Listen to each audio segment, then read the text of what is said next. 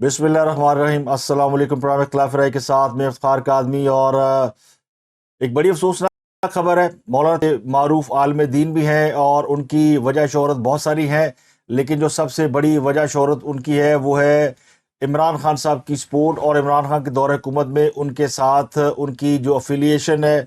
आजकल मौलाना तारिक जमील जो है वो कहाँ है, किधर है, बहुत कम लोगों को पता है। लेकिन उनके घर से एक अफसोसनाक खबर सामने आई है, और वो अफसोसनाक खबर ये कि उनका बेटा आसिम पुरस्रार तौर पर जाँ बहक हो गया है। जो हॉस्पिटल्स रहे हैं वो कहते हैं कि आसिम के सीने में गोली लगी है। जब उसको हॉस्पिटल लाया गया तो वो आखिरी सांसें ले रहा था। पुलिस उनको लेकर आई थी, बचाने की कोशिश की गई, लेकिन वो जाँ बर नहीं हो सके। तो पहली खबर जो कि फैली वो ये थी कि मौलाना तारिक जमील के बेटे ने को कत्ल कर दिया गया। उन पर हमला हुआ है, कातलाना हमला हुआ है, जिसमें उनकी मौत वाक़या हुई है। तो पुलिस ये कहती है कि मौलाना तारिक जमील के बेटे ने खुदकुशी की है। तो अब ये खुदकुशी है, कत्ल है या कोई और वाक़या है, इस पर मौलाना तारिक जमील ने भी एक ट्वीट किया और ये बताया कि उनके घर में हादसाती तौर पर एक मौत हो गई है।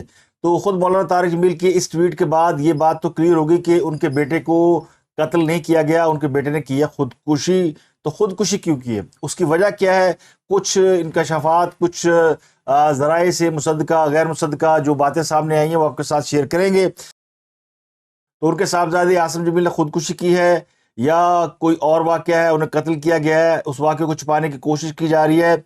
आसिम को जब गोली लगी तो वो कहाँ पे मौजूद थे और उसके बाद क्या रिस्पॉन्ड हुआ, मौलाना तारिक जमील जो है वो कहाँ पे हैं, क्या वो जाए वकूआ पर पहुँचे, जाए हादसा पर पहुँचे। तो ये बहुत सारे सवाल हैं जिनके जवाब आप यकीनी तौर पर चाहेंगे।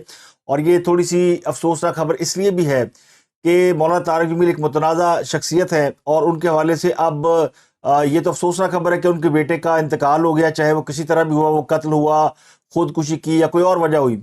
लेकिन उनके हवाले से जो रिएक्शन आ रहा है वो रिएक्शन इस मुआशरे की जो ज़हनी तौर पर बीमार होने की तस्दीक करता है। तो ये बड़ी इंपॉर्टेंट खबर है। लेकिन हम आपको बताएंगे कि खुदकुशी या मुबैना कत्ल के पीछे मुहरकात क्या है, वाक़यात क्या है। तो स्टे ट्यून विद अस। लेकिन दूसरी बड़ी खबर है फ़लस्तीन के हवाले से। तो मैं इसके ऊपर कल सारा दिन और आज भी रिसर्च करता रहा, गौर करता रहा कि ये आखिर हमास को ऐसी क्या सूझी थी कि उसने फ़लस्तीन पर हमला कर दिया। और अब आप उसका रिएक्शन देखें कि पूरा गज़ा जो है इस वक्त तबाही से दो चार है और मरने वालों की तादाद या शहीद होने वालों की तादाद 8,000 से ज़ायद हो गई है। तो 8,000 कीमती जानें जिस काम के लिए गई, वो क्या काम हो गया, क्या वो मकासद हासिल कर लिए गए, ये सबसे बड़ा और अहम सवाल है।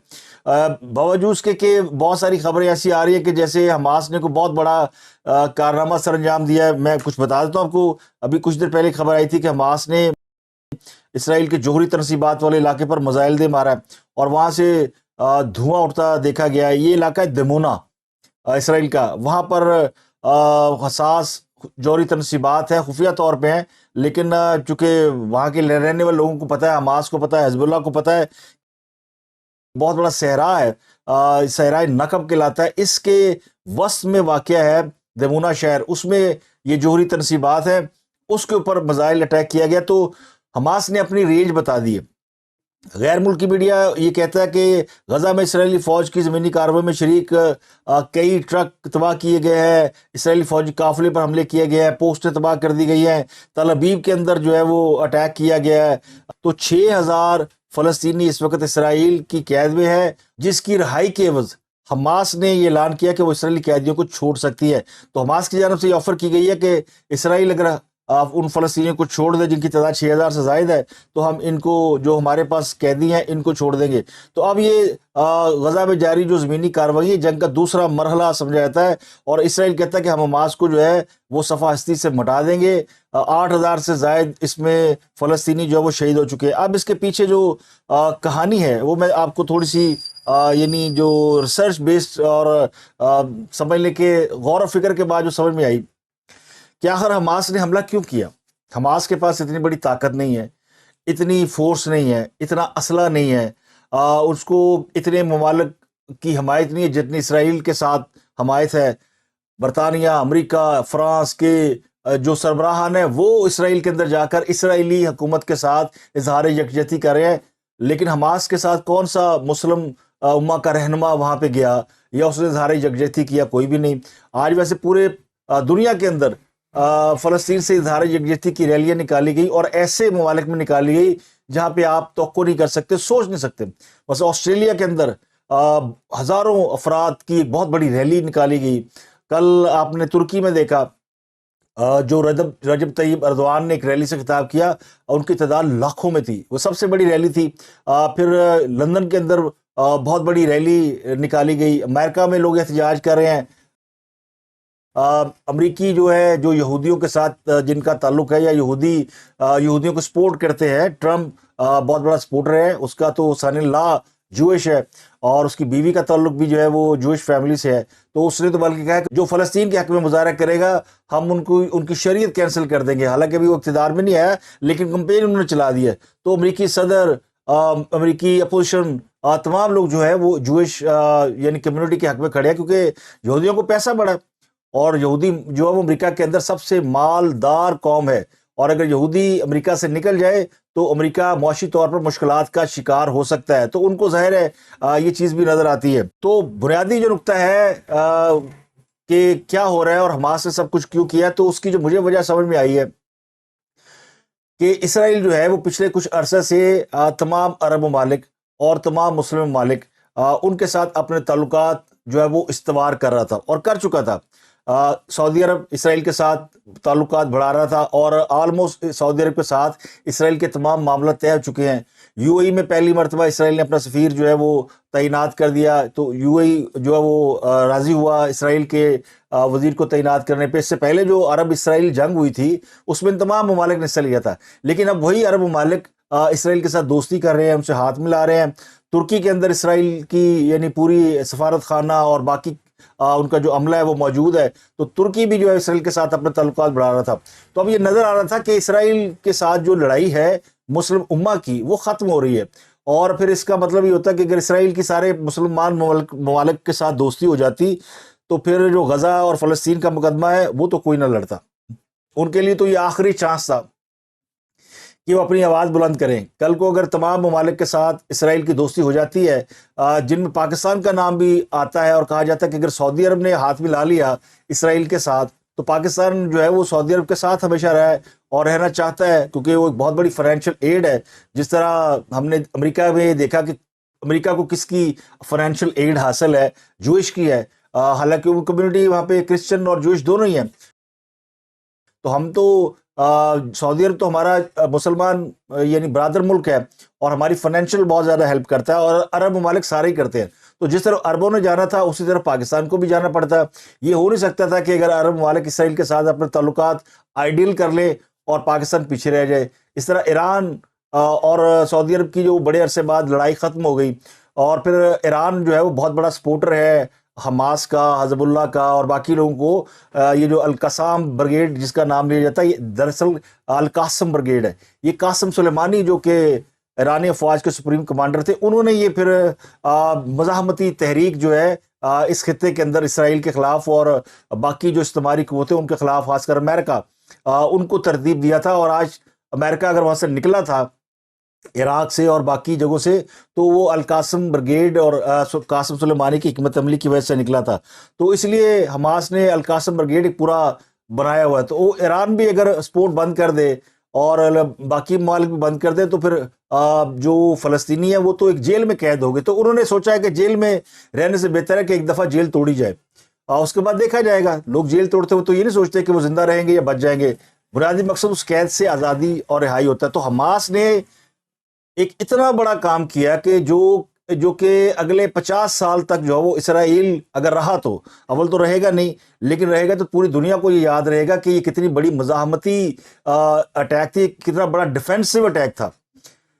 کیونکہ اس واقعے کے بعد اب نہ سعودی عرب کے ساتھ اس کی مستقبل قریب میں دوستی ہو سکتی ہے، نہ ترکی کے ساتھ ہو سکتی ہے۔ ترکی سے تو اس نے اپنے سفیر بھی واپس بلا لیے، سفارتی عملہ واپس بلا لیا، تعلقات میں نظر ثانی کا اعلان کیا۔ کیوں کیا؟ کیونکہ بڑی سخت تقریر کی ہے رجب طیب اردوان نے، اور دنیا بھر کے جو مسلمان ممالک ہیں اور ان کے حکمران وہ سارے ہی ریئیکشن دے رہے ہیں۔ تو وہ جو اسرائیل مسلمان ممالک کے ساتھ ایک ہاتھ ملا رہا تھا، ایک گٹھ جوڑ کر رہا تھا۔ گٹھ جوڑ سے مراد یہ کہ وہ اپنی حیثیت کو تسلیم کم و بیش کروا چکا تھا۔ اب اس کے لیے یہ بڑا مشکل ہے کہ وہ اپنی یعنی یہاں پہ اپنی حیثیت کو تسلیم کرائے۔ اب اس کو جو پیس آف مائنڈ کے ساتھ فلسطین کی سرزمین پہ قبضہ کر کے پوری دنیا کے اوپر حکمرانی کے خواب دیکھ رہا تھا، کیونکہ اسرائیل کے پاس پیسہ بڑا ہے۔ اگر وہ امریکن کو پیسہ دے سکتے ہیں تو مسلم والوں کو پیسہ دے کر ان کے ساتھ دوستی کرنا اور ان کو اپنی طرف مائل کرنا یہ مشکل کام نہیں ہے۔ تو ان کے پاس پیسہ بڑا ہے، زمین نہیں ہے، ان کے پاس ملک نہیں ہے۔ تو ایک ہی ملک تھا جس کو وہ ایکسپینڈ کرنے کا سوچ رہے تھے اور بزنس کرنے کا سوچ رہے تھے، تجارت کرنے کا سوچ رہے تھے کہ سعودی عرب کے ساتھ تجارت ہوگی، ایشیا کی مارکیٹ میں آئیں گے، انڈیا کے ساتھ ان کی ہے، لیکن انڈیا میں بھی ریئیکشن بہت زیادہ آ رہا ہے، باوجود اس کے کہ انڈیا کی جو ہندو حکومت ہے وہ ان کے ساتھ اٹیچ ہے۔ تو حماس نے جو بڑا کام کیا، سمجھانے کا مقصد یہ کہ اس نے وہ مسلمان ممالک کے ساتھ جو دوستی کرنے کی کوشش کی گئی اس کو ناکام بنا دیا ہے اور اپنی پوزیشن کو ایک مرتبہ پھر سسٹین کیا ہے۔ تو پوری مسلم امت جو کہ اسرائیل کے ساتھ کھڑی ہو سکتی تھی، اب وہ ریورس ہوئی ہے صرف حماس کے اس ایک حملے کی وجہ سے، اور اس میں اب تک 8,000 افراد اگر شہید ہوئے ہیں تو یہ ان کے خون کا صدقہ ہے، یا ان کا خون ہے جو کہ رنگ لا رہا ہے، اور تمام مسلم ممالک اور مسلمانوں کے اندر ایک بار پھر جو ہے وہ جذبہ ایمانی، جذبہ غیرت اور اپنے مسلمان بھائیوں کا ساتھ دینے کا جو جذبہ ہے وہ پیدا ہوا ہے۔ باقی باتیں ساری الگ ہے، اگر ٹیکنیکلی آن گراؤنڈ دیکھیں تو ظاہر ہے لوگ کہیں گے یہ کیا غلطی کی حماس نے، اتنی بڑی طاقت سے ٹکرا گیا اور مار کھا رہا ہے اور پورا غزہ تباہ کروا دیا۔ یہ تو ہے آن گراؤنڈ ریئلٹی ہے، لیکن جو مقصد ہے وہ بہت بڑا ہے۔ تو یہ لارجر دین لائف ایک مقصد حاصل کیا گیا ہے، اور ظاہر ہے اللہ تعالیٰ تمام لوگ جو اس جنگ میں شہید ہو رہے ہیں ان کو جنت الفردوس میں جگہ دے، یہ تو طے ہے۔ لیکن جو مجھے سمجھ میں آئی ہے، جو تھیسس میں آپ کے سامنے پیش کر رہا ہوں، پورا یہ حملے کا بہت سے لوگ سوال کرتے ہیں جی کیوں حماس نے پنگا لیا، یہ تو طالبان ہے، اس نے کیوں وہ طاقت سے ٹکرایا، یہ تو غلط کام کیا، اتنے لوگ مروا دیے، چلو رہ رہے تھے اچھے تھے، زندہ سلامت کھاتے پیتے تھے، بس علاقے میں آنے جانے کے لیے انٹری پوائنٹ سے چیکنگ ہوتی تھی۔ تو آپ پاکستان میں دیکھیں جتنی بڑی ہاؤسنگ سوسائٹیاں ہیں، آپ کسی ہاؤسنگ سوسائٹی میں چلے جائیں، گیٹ پہ آپ جب تک اپنا تعارف نہ کرائیں، آپ کی چیکنگ نہ ہو جائے، آپ کو اندر نہیں جانے دیا جاتا۔ اگر آپ بحریہ ٹاؤن کے اندر رہ رہے ہوں اور بحریہ ٹاؤن کے گیٹ کیپر آپ کو ہی اندر نہ جانے دے، آپ کے گھر اندر ہو، تو پھر آپ پہ کیا گزرے گی، یا آپ کی تلاشی لے اس طرح تو آپ کی بے عزتی ہوتی ہے۔ تو اسی قسم کا معاملہ لوگ سمجھ رہے تھے کہ شاید ایسا ہی کچھ ہے، لیکن ایسا نہیں ہے۔ یہ ایک بڑا لارجر دین لائف جو ہے وہ حاصل کیا گیا ہے مقصد۔ اب چونکہ میں مولانا طارق جمیل کی خبر آ گئی تو باقی خبریں فی الحال اس کو سائڈ پہ رکھتے ہیں۔ مولانا طارق جمیل کے بیٹے عاصم جمیل کی بات کرتے ہیں۔ وہ پیشے کے اعتبار سے ڈاکٹر ہیں اور ڈاکٹر تھے، اب اللہ تعالیٰ ان کو غریق رحمت کرے۔ ان کی موت ہوئی، وہ اپنے گاؤں میں موجود تھے، تلمبا میں ان کا ایک فارم ہاؤس ہے۔ مولانا طارق جمیل کا جو تعلق ہے وہ میاں چنو کا کوئی دیہی علاقہ ہے، تلمبا تحصیل ڈسٹرکٹ کیا ہے وہ تو آپ کو سب کو پتہ ہی ہے۔ وہاں پہ یہ موجود تھے، سنڈے کا دن تھا، پھر اچانک خبر آئی کہ ان کو سینے میں گولی لگی ہے، اور یہ خبر جنگل میں آگ کی طرح پھیل گئی۔ اور یہ خبر جب پہلے آئی اور ان کو وہاں سے ہاسپٹل لایا گیا تو یہ بتایا گیا جی کہ ان کے اوپر قاتلانہ حملہ ہوا ہے اور ان کے سینے میں گولی لگی ہے۔ ڈاکٹروں نے کوشش کی ان کی جان بچانے کی تو نہیں بچا سکے۔ یہ تلمبا رورل ہیلتھ سینٹر تھا، یہاں پہ ان کو لایا گیا تھا۔ تو پولیس پہنچ گئی، پھر پولیس نے تفتیش کی، پوچھا تو پتہ چلا کہ انہوں نے خودکشی کی ہے۔ پولیس تحقیقات کر رہی ہے کہ یہ خودکشی ہے یا ان کو واقعی قاتلانہ حملہ کیا گیا ہے۔ یہ ریجنل پولیس آفیسر ہے RPO ملتان سہیل چودھری، انہوں نے یہ دعویٰ کیا کہ ان کے سینے پہ گولی لگی ہے، اور جو DSP میاں چنو ہے وہ یہ کہتے ہیں کہ انہوں نے خودکشی کی ہے، اور وہاں کے جو ذرائع ہیں وہ بھی یہ کہتے ہیں کہ انہوں نے خودکشی کی ہے۔ اب وجہ کیا ہے خودکشی کرنے کی؟ مولانا طارق جمیل 9 مئی کے بعد گھبرا کر کہہ لیں کہ پاکستان سے باہر چلے گئے کہ کہتے میں پھڑ نہ لیں۔ عمران خان کے دور حکومت میں وہ ایک سرکاری مولوی کے طور پر ان کو جانا جاتا تھا، اور بعض لوگ انہیں مذہبی اداکار بھی کہتے ہیں۔ تو یہ ان کے اوپر بعض لوگوں کی ناراضگی ہے کہ وہ سمجھتے کہ یہ جو ہے وہ اس طرح کے عالم دین اور رہنما نہیں ہے، لیکن ان کے جو لیکچرز ہیں وہ تمام ٹیلی ویژن چینل پہ چلتے ہیں، لوگوں نے دیکھے سنے ہیں۔ تو ان کے حوالے سے جو یہ اطلاعات ہے کہ وہ پاکستان میں موجود نہیں ہے، यहाँ पे उनके बेटे हैं, तीसरे नंबर पर बेटे हैं, 3 बेटे हैं, तो तीसरा बेटा था ये डिप्रेशन के मर्ज में मुब्तला थे। जो मुकामी साफ़ी हैं उन्होंने ये बताया कि ये कुछ अरसे से डिप्रेशन का शिकार थे, डिप्रेशन की गोलियां भी खाते थे, इनका इलाज भी चल रहा था, और ये डिप्रेशन में इसलिए मुब्तला हुए कि इनका अपने वालिद के साथ किसी बात पर झगड़ा चल रहा था। कोई नज़रियाती झगड़ा था, कोई मजहबी झगड़ा था, या कोई डिस्प्यूट था जिसकी वजह से बाप बेटे में कोई ना कोई प्रॉब्लम चल रही थी। और ज़ाहिर है बाप यहाँ पे मौजूद नहीं था, बाप बाहर है और वो बच्चा यहाँ पे मौजूद था, तो उसकी काउंसलिंग करने वाला या उससे बात करने वाला, या वो बाप की फुरकत में मुब्तला था, कुछ था जिसकी वजह से वो डिप्रेशन में गया हुआ था, और उसका इलाज भी चल रहा था। तो ये गैर मुसद्दक़ा ज़राए, 2-3 ज़राए ने इसको कोड किया है और ये कहा कि इसका इतवार के रोज़ ये अपने फार्म हाउस पे था, तो उसने किसी से को बात की है, फ़ोन पे की है, तो इसके बाद इसने अपने आप को जो है वो गार्ड की गन लिया और अपने सीने पे रख के वो गन चला दिया। अब ये यानी ये गैर मुसद्दक़ा, पुलिस ये नहीं कह रही कि गार्ड से लेके उन्होंने फायरिंग की है, लेकिन कहते हैं कि सीने पे गोली लगी है। अब जो खुदकुशी करता है वो अमूमन कनपटी पे रख के मारता है ताकि जल्दी मौत वाक़या हो। अब सीने पे, हार्ट पे रख के भी लोग गोली मारते हैं कि फौरी तौर पे मौत वाक़या हो जाए, तो कुछ इसी किस्म का था, और शायद यही वजह सीने पे गोली लगने की वजह से फौरी मौत वाक़या नहीं हुई। कुछ देर के बाद उनको जब एक तवील यानी उनके गांव से फिर एक हॉस्पिटल पहुंचाया गया, पहले तलम्बा रूरल हॉस्पिटल, फिर रूरल सेंटर है, और उसके बाद फिर मियाँ चन्नू हॉस्पिटल लाया गया, तो उनकी जो है वो मौत जो है वहाँ पे वाक़या हुई। तो अब ये सारी एक यानी मिस्ट्री सी थी जिसको मौलाना तारिक जमील ने खुद जो है वो क्लियर किया और कहा जी मेरे घर में जो एक हादसाती मौत वाक़या हुई है। मौलाना तारिक जमील ने जो पोस्ट की है वो अगर आप पोस्ट समझ रहे हैं, ट्विटर के ऊपर किया है। उन्होंने कहा जी आज तलम्बा में मेरे बेटे आसिम जमील का इंतकाल हो गया। इस हादसाती मौत ने माहौल को सोगवार बना दिया। तो ये कह रहे हैं एक्सीडेंटल मौत है। एक्सीडेंटल मौत से मुराद ये कि वो गन साफ कर रहे थे तो उनकी मौत वाक़या हो गई, यानी उसमें उनकी अपनी कोई अमल दखल नहीं था, या उन्होंने किसी से गन छीनने की कोशिश की तो मौत वाक़या हो गई। इसमें कहीं भी ये मेंशन नहीं है कि उनको किसी ने कत्ल किया, तो कोई झगड़ा है या उन्होंने सैडिस्टिक मूड में जाके अपने आप को गोली मार लिया है। तो वो ये कह रहे हैं कि ये हादसाती मौत है और इससे माहौल सोगवार हो गया। आप सबसे गुजारिश है कि इस गम के मौके पर हमें अपनी दुआओं में याद रखें, अल्लाह मेरे फर्जंद को जन्नतुल फिरदौस में आला मुकाम अता फरमाए। तो अब जाहिर है कि इस पे ये जंगल की आग की तरह फैल गई, बड़ी हाई प्रोफाइल पर्सनैलिटी है। तो जो मौत की वजह मैंने आपको बता दी कि वो डिप्रेशन का एक मर्ज है। अब दूसरा, पुलिस अब इसका मजीद इन्वेस्टिगेट करेगी कि गोली नज़दीक से मारी गई, दूर से मारी गई, गार्ड की गन से हलाक हुए हैं, या किसी ने उन्होंने को पिस्टल इस्तेमाल किया, कोई असला इस्तेमाल किया। ये सब अभी जो है वो जब इनका कोई फोरेंसिक होगा, कोई शवाहद होंगे।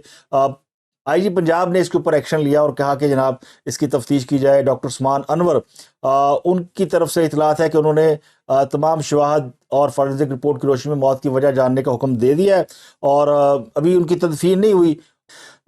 इसमें जो मैंने आपको कहा ना अफसोसनाक पहलू, वो ये था कि बाद लोगों ने ये लिखा है उसके ऊपर रिएक्शन देते हुए कि काश ये हकीकी आलम दीन होता और अपने घर में दीन की तबलीग पर ज़्यादा तवज्जो देता, आज इसकी औलाद हराम इकदाम ना करती।